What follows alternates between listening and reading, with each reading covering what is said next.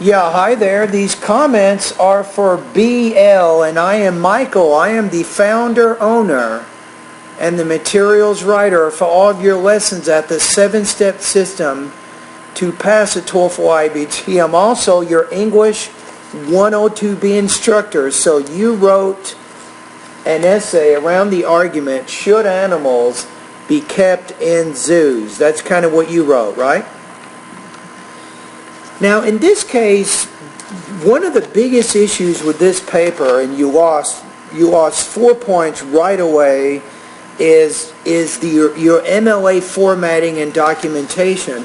If you compare your paper, and you can ask me in class to show you this, your margins are way too wide on the left and the right of the paper. You have so much white space in different areas of the paper. It is clear to me that you did not write 6 full pages here. So that's the first thing, is make sure that you follow the MLA formatting and documenting guidelines. It needs to be easy for me. Remember, the requirement is 6 to 7 pages. I need to see that you have done that requirement. But it confuses me the way that you formatted this paper. You can say, well, Michael, I have, you have what? You have 7 pages, right? And then you have a paragraph on page 8. But if you format it correctly, it would be way, way fewer than that. So that's one of the biggest issues that I see with this paper is strictly how you formatted it. And even let me take a look at, you also lost points in terms of the depth and the thought that you put into this particular paper. So let me just give an example.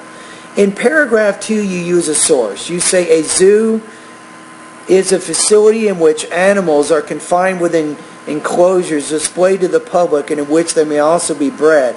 We don't need a definition of zoo. Everybody knows what a zoo is.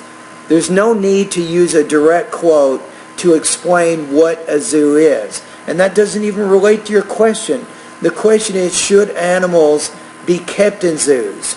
So what you have to do is you have to frame the debate. You have to say there are environmentalists who claim that animals should not be put in a zoo for several reasons. You spend maybe 2 or 3 pages explaining what the reasons are. Then you say, on the other hand, there are those who think zoos are important and that animals should be kept in zoos, and they also have reasons to support their point of view. Then you go down that argument, and then you get into your analysis of the different views.